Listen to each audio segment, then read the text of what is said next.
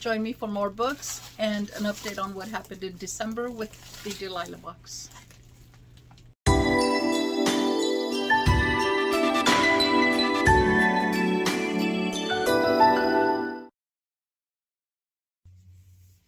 Hello, welcome everyone. Thank you for joining me. My name is Mary. I hope y'all are having a wonderful day. Well, I have 3 more books for the Delilah box from Grace and Delilah. And these came after an email that I received from Taylor Hill from Grace and Delilah, who kind of gave an explanation and an apology as to what happened in December. She did mention that they moved from one state to another, and I can attest that moving from one state to another is not easy. I just did it less than 6 years ago, and she did it with the business and all. So I'm pretty sure that was a bit more stressful than me moving my furniture and myself to a different state. Started all over and got to where I'm at now. That said, I greatly appreciate receiving the email. I know it is the middle of February. However, given that she just moved, I can probably safely say that they were getting settled in. These are the 3 books that I received. I'm going to save this one for the end because there's something in there that I'd like to read to you guys that kind of put a little bit more light into why I went through what I'm going through. And I am a firm believer that God puts things in our path the way He intends it to happen. And we go through situations with a purpose. There is something at the end of that situation that needs to be addressed. It's from Joyce Meyer, Healing the Soul of a Woman and How to Overcome Your Emotional Wounds. This is a book that I am definitely going to read and probably bring back to the channel. And I'm going to go ahead and read to you, and I'm only going to read a paragraph from the back. So, to give you insight on what the book is about. And it says, can a woman who has been deeply hurt by life circumstances be healed, heart and soul?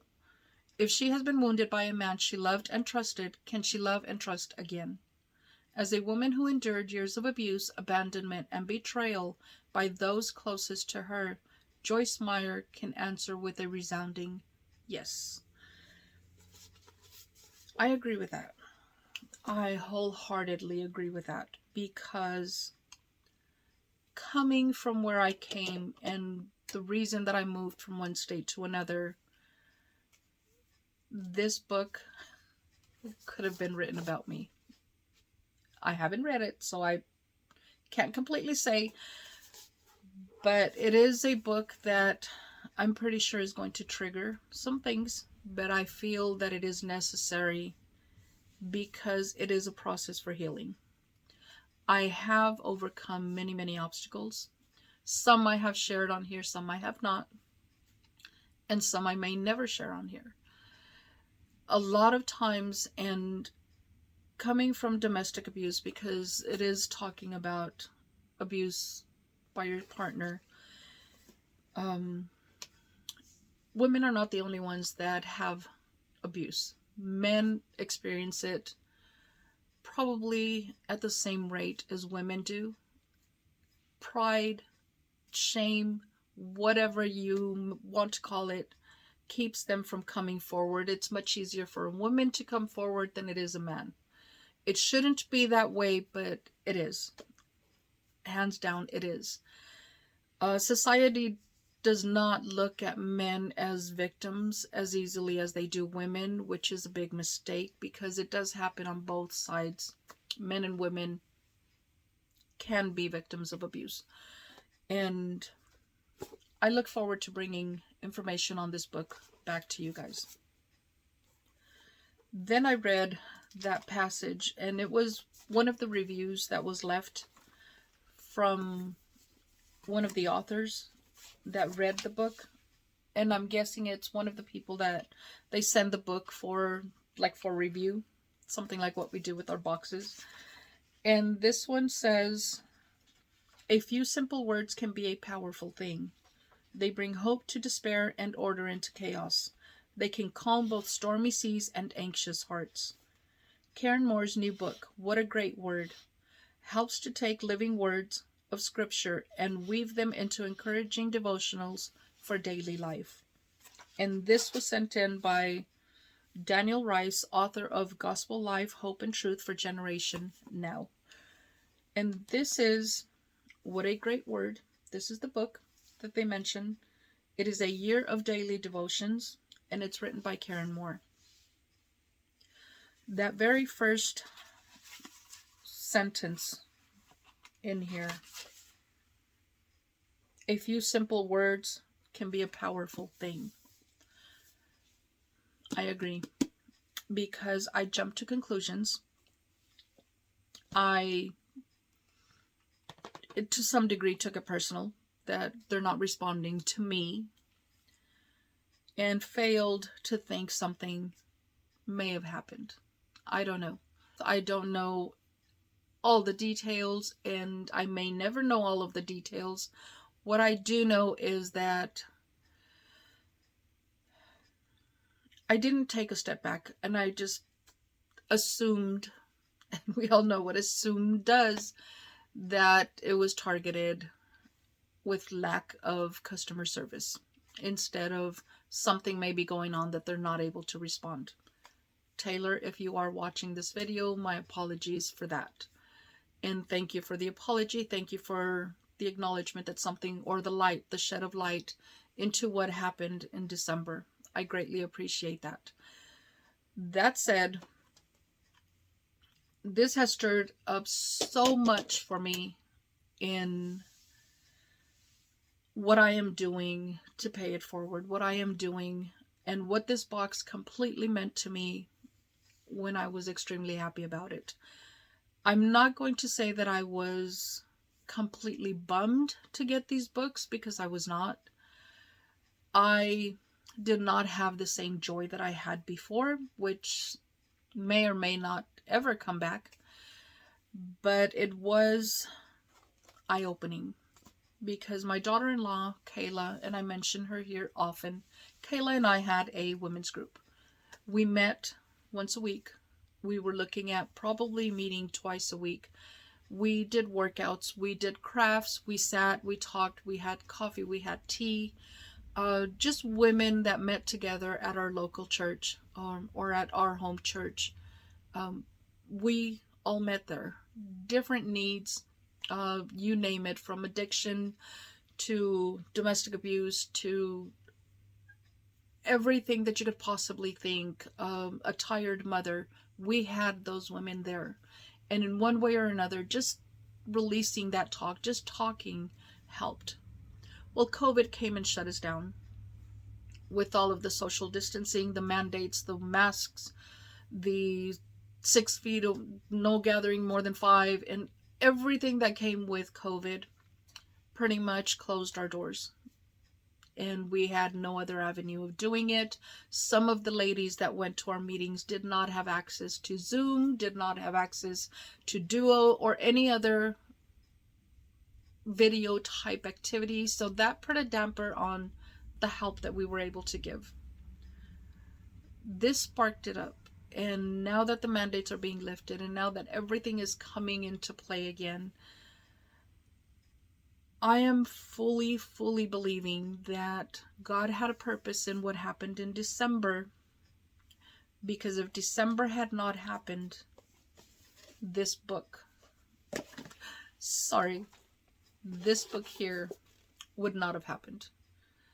Reminding me of what I said I was going to do, and helping as many women as I could to overcome the victimization that they have endured.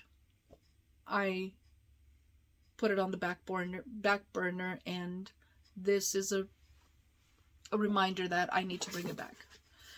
So I'm going to be talking to my daughter-in-law, and hopefully we can get something going. Talk to the pastors and see if we can get that up and going again. But for now, this is just a reminder to all of us that when things happen, if we take a step back, just think about it, and instead of reacting so quickly, which I did not react quickly, and I did not become hateful or hurtful or any of that. That was nothing that happened.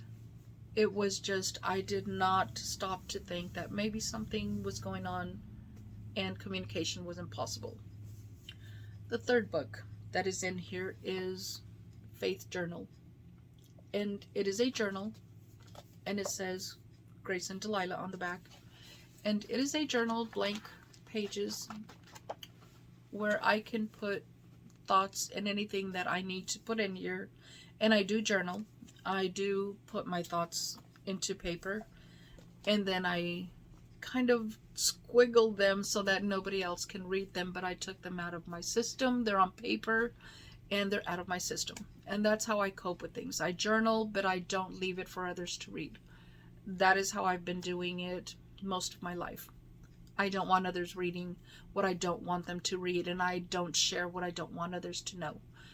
That is why I've always said, you guys know some of my story. You may hear more of my story, and there are certain things that you just may never hear.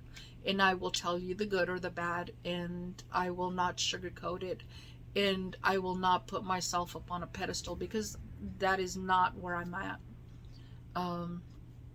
I was just as hateful and hurtful as the person hurting me. So I've been there, and hurt people hurt other people.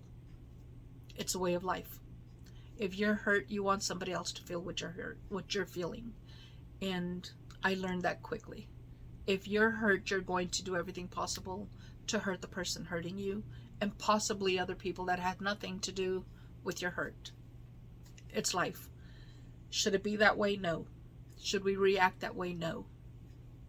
But some of us don't catch on to it quickly enough to break that cycle, to break that chain that keeps us as victims instead of moving forward. Now that I've said all of that, thank you, Taylor, for that email. Thank you for the books. Brought a new shed of light to a lot of things that I need to get moving and doing. Now I want to ask you all, because it's been weighing heavily on me to bring this subscription back, even before I received these books, even before, because this was a subscription that it just completed me. And is it something that you guys want to see back on the channel? That's how I'm going to leave it. I'm going to ask you all to comment down below, is this something you want to see again on the Wellness Wednesdays? Let me know in the comment section down below. I will link the Grace and Delilah website down below as well, if you're interested in taking a look. Like I said, I had no issues with my subscription for 6 months, and one subscription, and it left a sour taste in my mouth. I'm working on overcoming that. But if you all want to see the subscription back, I will bring it back. Let me know. I will see y'all in the next video.